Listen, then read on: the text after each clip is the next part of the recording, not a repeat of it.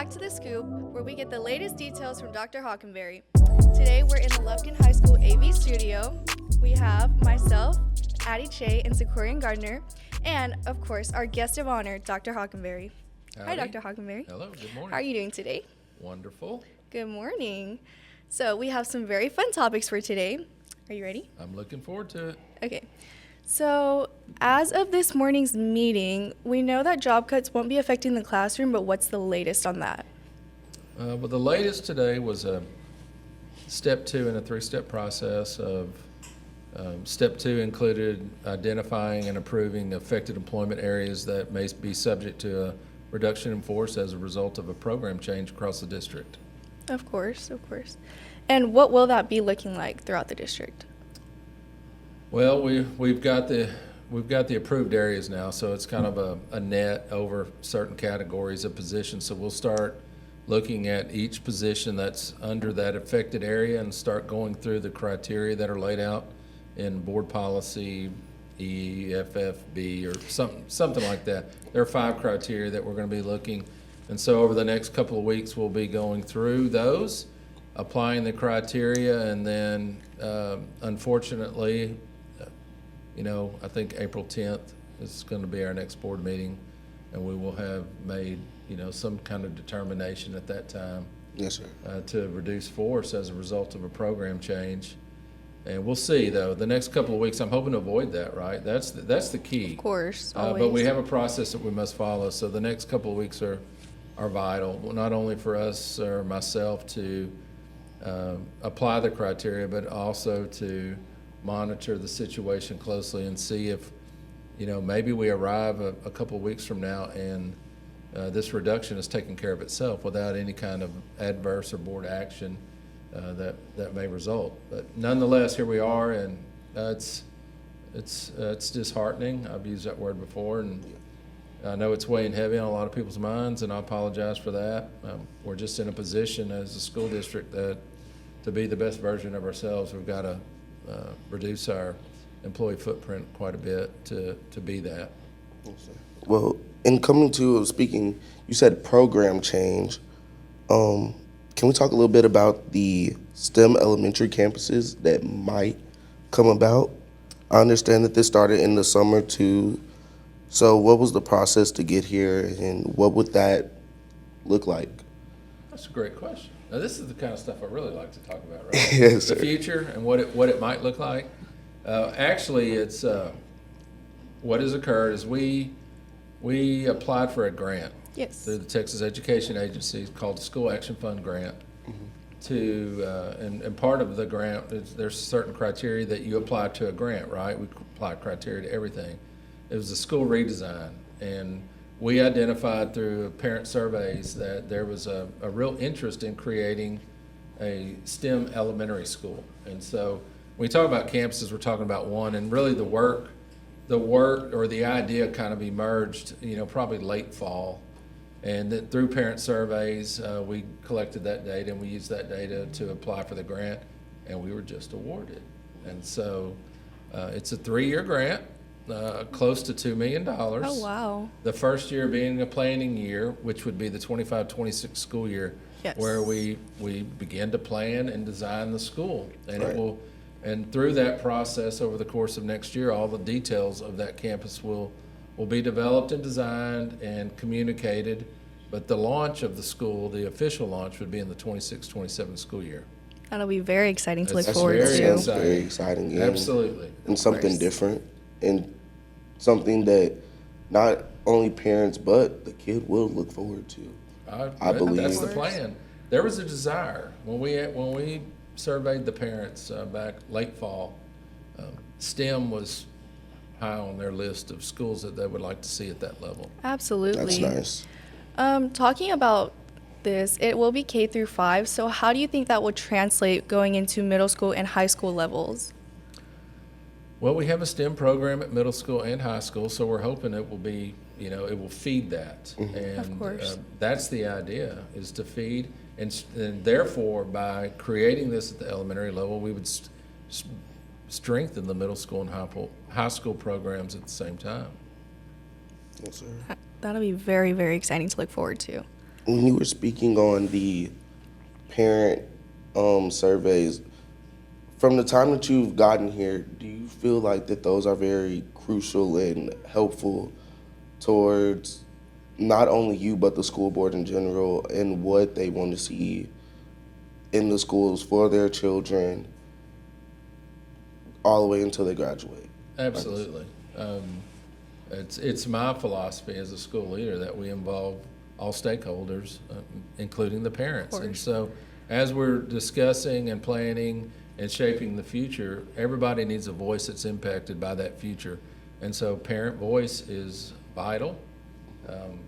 On multiple occasions over the last 11 months, we've engaged community parents, staff, and students on some level to help shape our decisions for the future. So it's a central piece to how I lead, and I think a school district and any other organization, right, maybe even outside of this school realm, would want to approach so that you have buy-in, understanding, build consensus, increase capacity, and at the end of the day, you know, we're working hand in hand for a better tomorrow. Of course. Yes.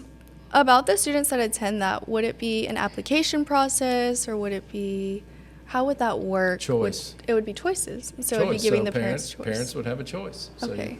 So, how it would look. Now, we haven't developed much of this. Actually, we haven't developed any other than ideas and experiences in other places. So if you would be interested in the school, you would apply to it. So, but you would choose, all right? You It choose would- a school. School So, choice, of yes. course. so my question is that as you're talking, so it wouldn't be kind of like they have the GT program for elementary and they have dual language program.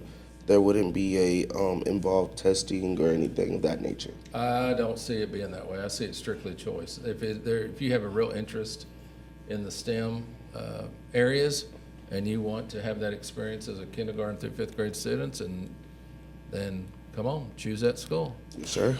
Sir, that'll be very exciting to look forward to.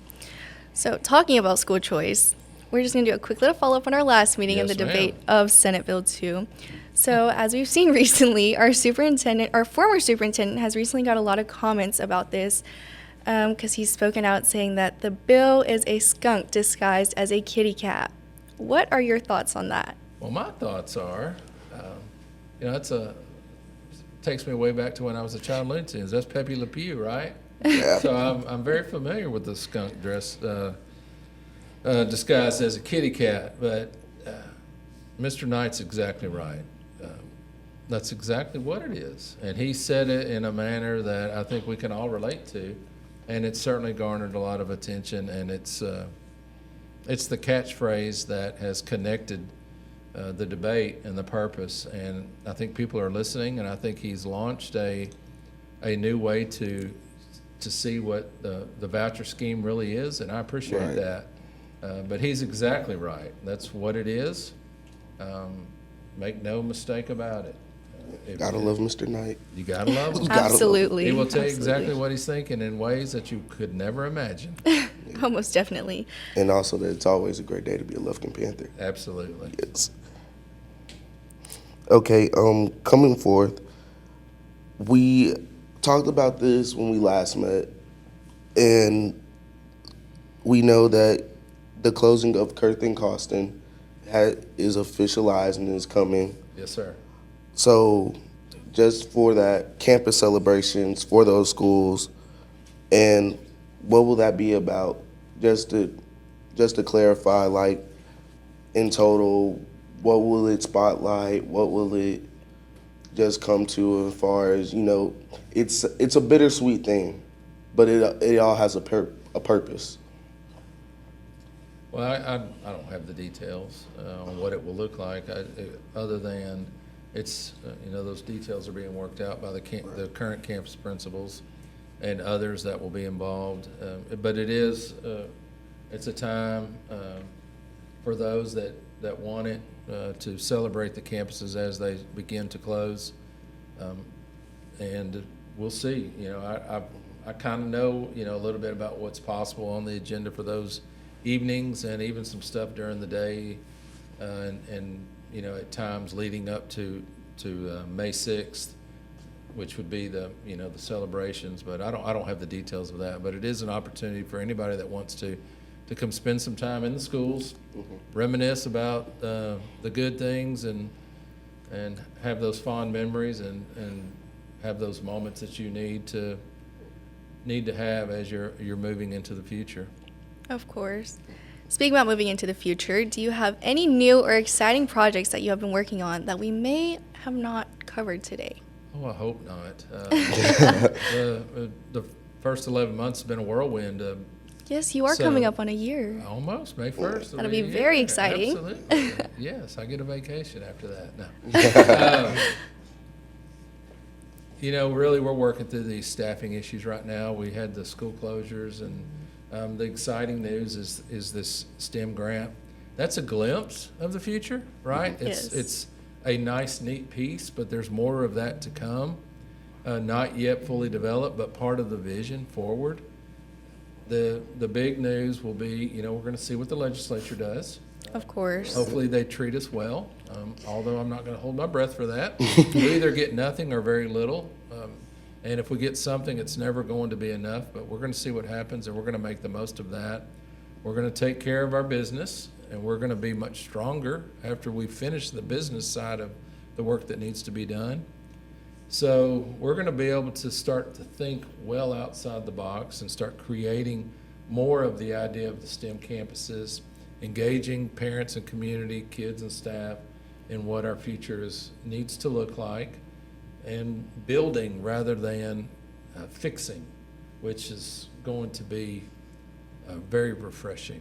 So, but anything specific, nothing on the horizon, but sure enough, we'll be ready to go. I mean, we got graduation. We got to get y'all out the door, right? It's coming up very fast. I know. So really, that's the big news, right? We're ending the school year. Ending of the school year. All the things that y'all need to go through, and the excitement that goes with that. Excitement, all the deadlines, everything's coming up. Prom in 2 weeks. I think scholarship night is either the week after or the following week. There's something every week. Everything's absolutely. It's just all always running something. together. Now it's like we're on an open highway and just waiting to make Racing towards the finish line. Yeah, So- make So turn our really, destination. as we wrap this up, there's a lot of great questions for the superintendent that y'all have put forward, but what we're about is about you. Yes, sir. And this is your time, the last couple of months. And One more question. It's over. So we have a school robotics team, I do. and we are advancing the state I know. and hoping to go to Worlds. It's very exciting. Absolutely. Could we possibly end up seeing you at a robotics competition? Give me some dates. Now, I know I'm going to be swinging by during y'all's practices. I've had an invitation. So Yes, sir. We are expected to see you Thursday. Is it this Thursday? Yes, sir. I believe so. Is that when I'm coming by? There's a lot going on. yes, sir. Well, when's your next competition? Our next competition is April 3rd Okay. through the 6th. Yes, sir. Next week, Next weekend. Where? George R. Brown Convention Center, Houston, Texas. Okay. And you're practicing this week? Yes, sir. We're practicing, getting This week, ready Next week. You're practicing next week. all the way until competition. We get Absolutely. ready, prepared. Our motto is family, school, robotics. We take care of all those things. I believe that's a wrap. Thank you so much Yes, for ma'am. coming back. Yes, sir. Thank We'd you love for to your have time. you. We love having it every time. It's great to have a good insight onto what's going on in our district. Thank you so much once again. And a very, very big shout out to Nate and Landon for running everything behind the scenes. Thank you guys so much. Thank you, Nate. Thank you, Landon.